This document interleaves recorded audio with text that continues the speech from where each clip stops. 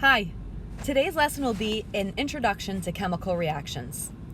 A friendly reminder, we've been talking about chemical reactions since the first unit of our year.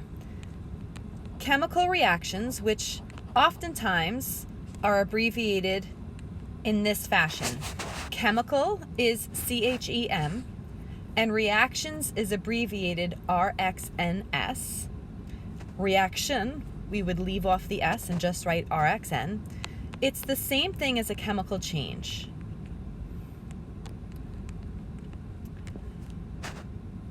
That's one of the three types of changes that matter can undergo, which we spoke about in our first unit of the year, actually our first lesson of the year. A friendly reminder that there are 4 pieces of evidence we can look for in the chemistry laboratory or in our everyday life to help us determine whether or not matter is undergoing a chemical reaction or a chemical change. In no particular order. The first one would be heat and or light is emitted.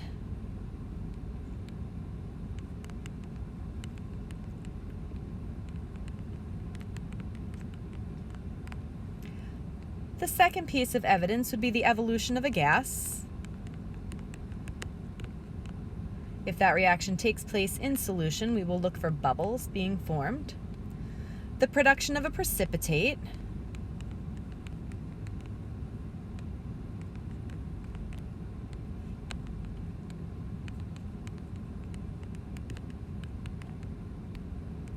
And speaking of abbreviations, you will know now that PPT is how precipitate is abbreviated.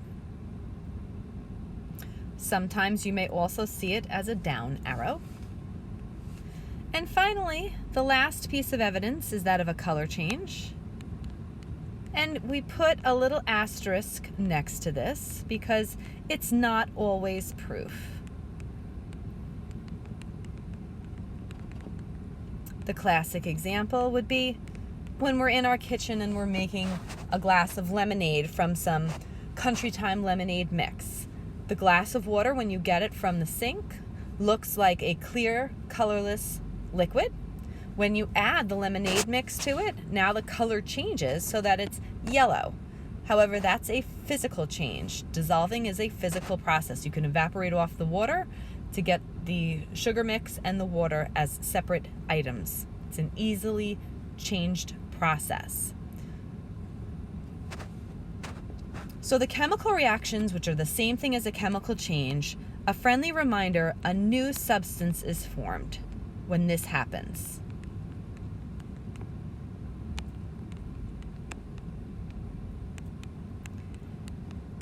And this is the result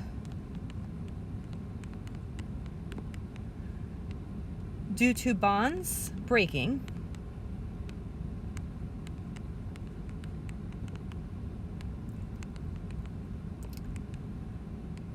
atoms are going to rearrange. And remember, we may also be talking about ions here. Atoms or ions rearrange. And then new bonds form.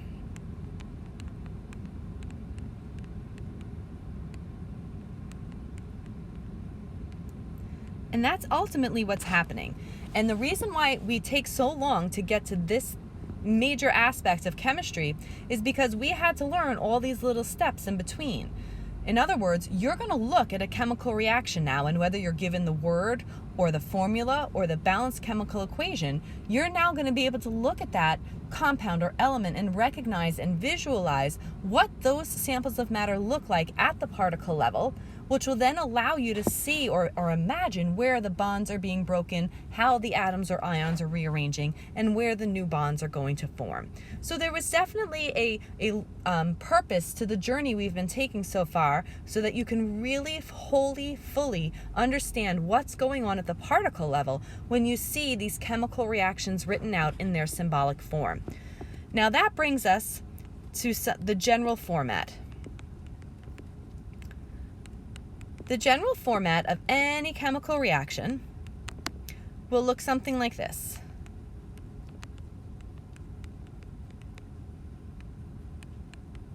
We'll have reactants on the left side, an arrow pointing to the right, and on the right side, we have products. Again, the general format of any chemical reaction is reactants leading to products. Reactants are our starting materials.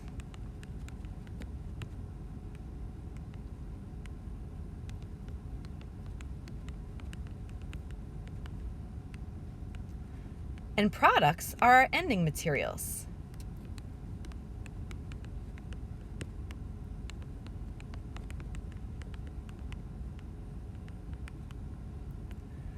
To bring in some of the vocabulary words we've defined already, the reactants are where our bonds will be broken.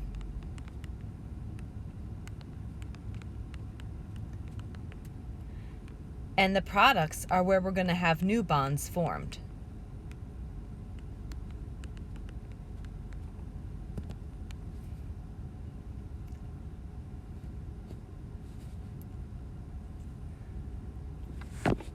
There are some symbols that are used when we're writing chemical reactions. The first one is in our example here, the arrow sign. That arrow is referred to as the yield sign. Sometimes we can say to produce or produces.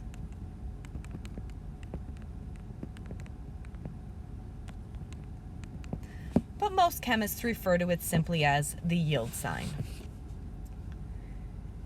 If we see a plus sign, we can substitute words, or we can translate that into reacts with,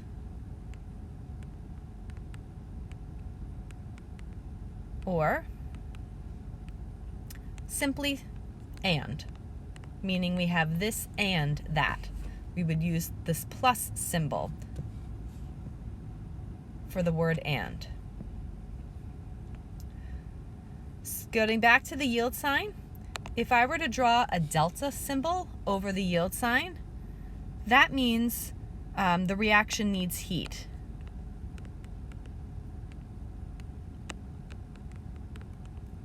And we usually get that heat from either a Bunsen burner or a hot plate.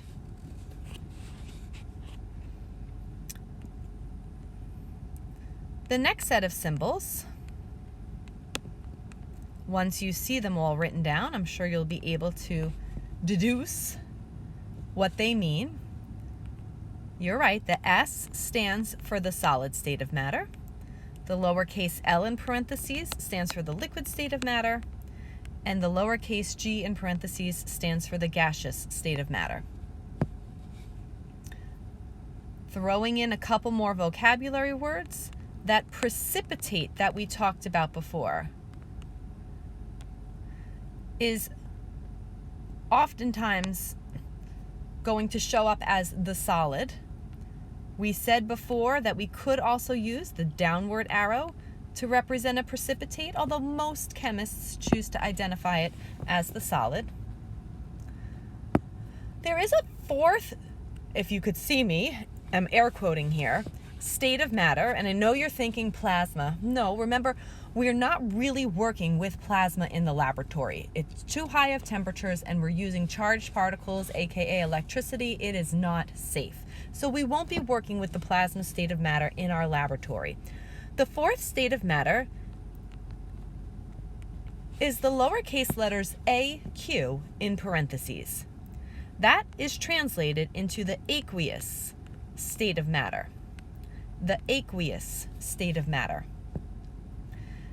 And this is indicative of a solution.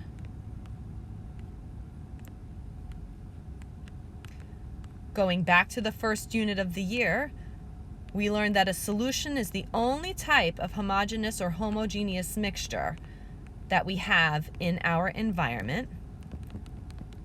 And the way we get this is when we have something dissolved. Because the word is aqueous, we always mean dissolved in water. So when you look, for example, at this symbol, NaCl with a lowercase s. That means the solid state of sodium chloride. In other words, this is what you find in a salt shaker. Shaker. And I can't fit the R. Shaker. If you were to see NaCl with the AQ in parentheses afterwards, that translates into this chemical has been dissolved in water. In other words, that's how we would symbolize salt water. Chemists know that there's a difference, and you should too, as to how those particles are going to be rearranged. So they're visualizing what's going on at the particle matter in two totally different ways. That sodium chloride is going to be that example of the ionic solid, where you have the cations and the anions all attracted to each other, forming this crystal lattice shape.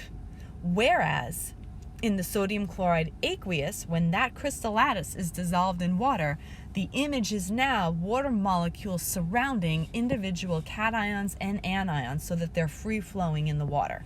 They give two completely different visuals to a chemist so that they can better understand what's going on in the chemical reaction.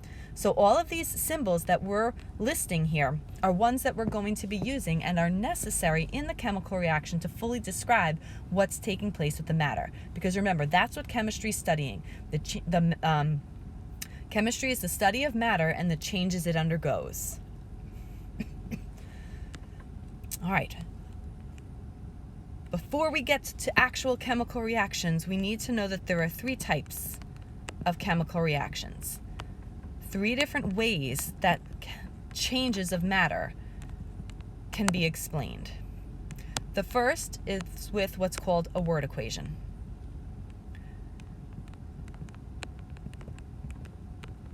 Equation is abbreviated EQN. In a word equation, we use sentences.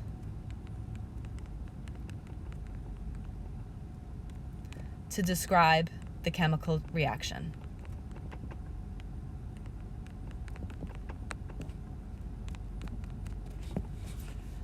Here's where knowing the names of your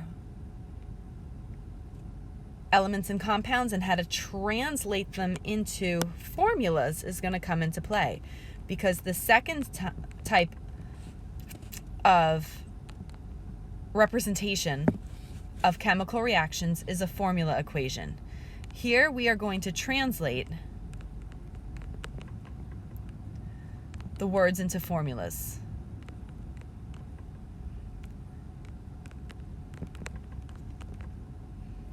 And symbols.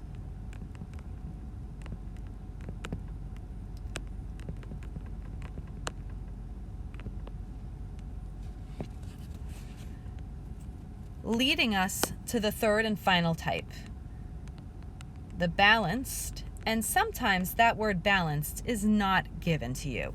It's simply called a chemical equation.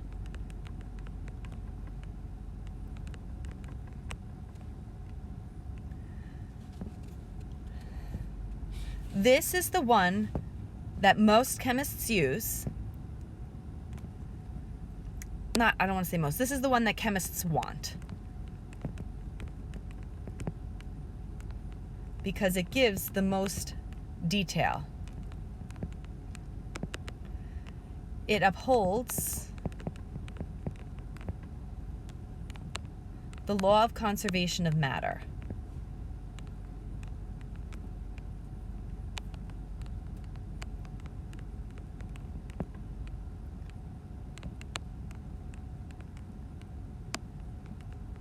I'll elaborate on this last piece in our next lesson. Today we're focusing on the first two types, words and formulas. We're going to devote an entire lesson to the chemical equation. As the word in parentheses implies, it is balanced. In other words, the reactant atoms are going to be equal in number and type to the product atoms.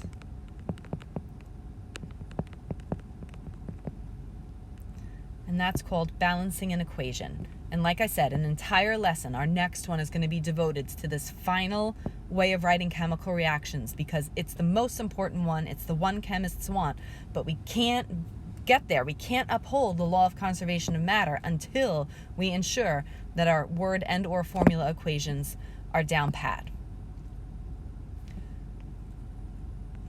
So here's what I mean for an example of a word equation.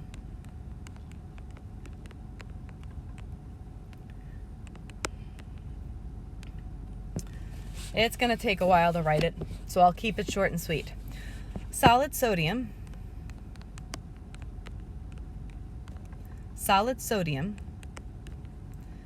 reacts with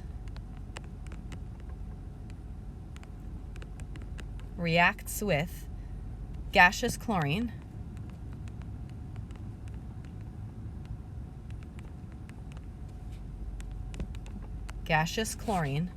to produce solid sodium chloride.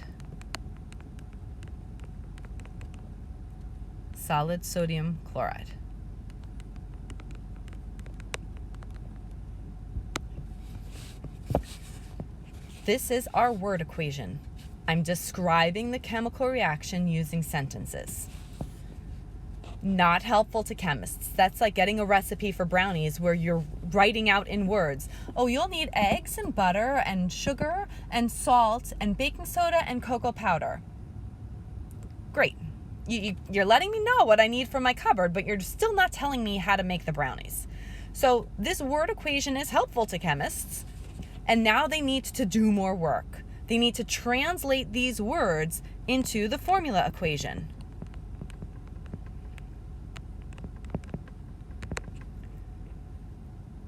All right, so looking at this solid sodium, for those of you who want to literally translate, unfortunately, that's not necessarily how it goes. The way that the sentence makes sense is not always the way things make sense when we're translating it to formulas and symbols.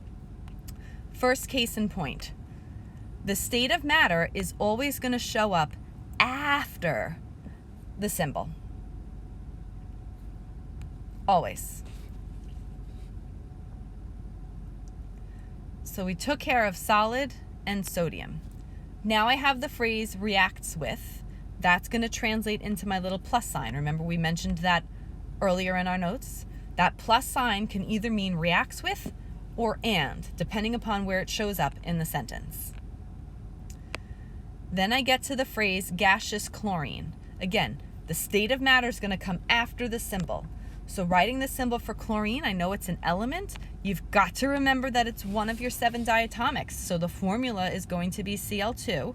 And gaseous means I'm going to have the symbol for gas in parentheses. I've got that done. Then I have the phrase to produce. We had said earlier that to produce is going to be the yield sign.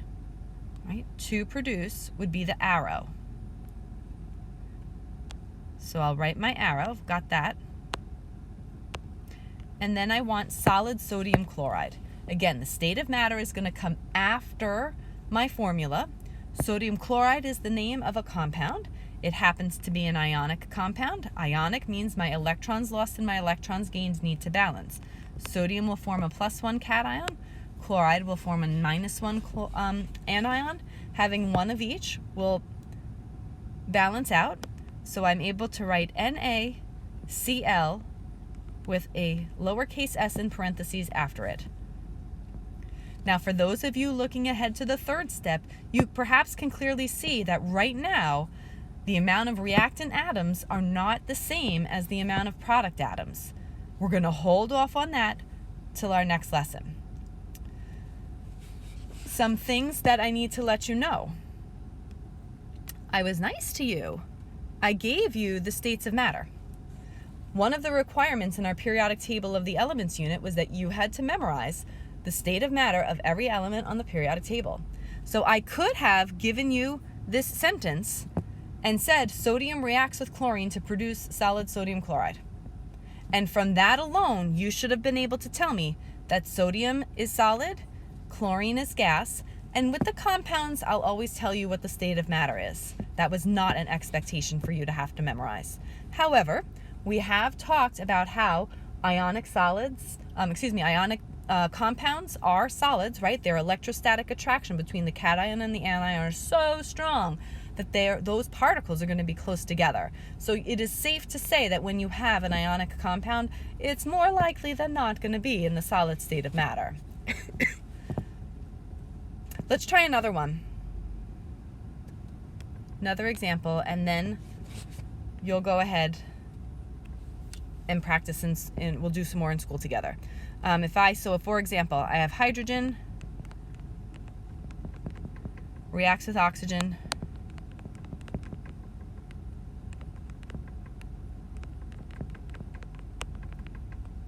to produce dihydrogen monoxide.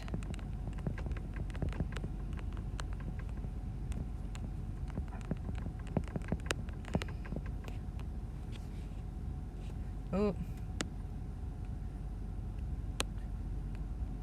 gaseous. And I forgot with the when heated. Sorry. It's late. All right, let's start to translate that. Hydrogen, it's an element. I need to remember it's one of my 7 diatomics, so that formula is H2. Because it's an element, I'm not required to tell you ahead of time what the state of matter is. That's something that you have to memorize. Hydrogen is one of the 11 gases on the periodic table. Reacts with, translates to a plus sign.